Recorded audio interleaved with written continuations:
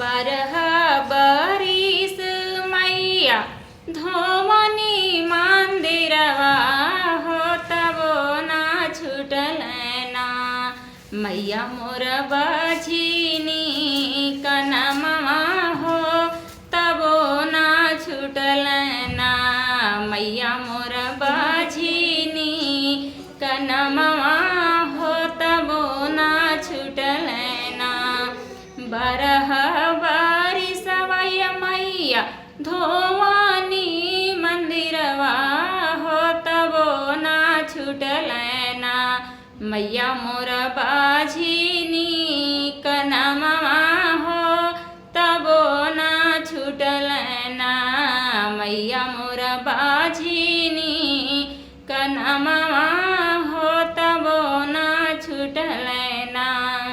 सास बोलै रही बोलिया ननद बोलै भी रही हो गोतनिया हमरी ना।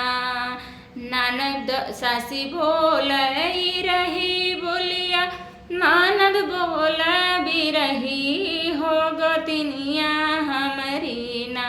रखलिन बाझिनी कनमा हो गोतनिया हमरी ना। रखलिन बाझिनी कनमा हो गोतनिया हमरी ना।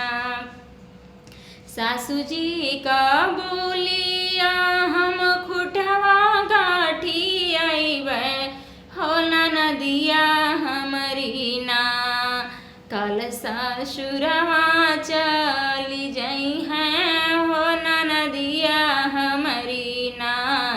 कल ससुरवा चली जई हैं हो ननदिया हमरी ना।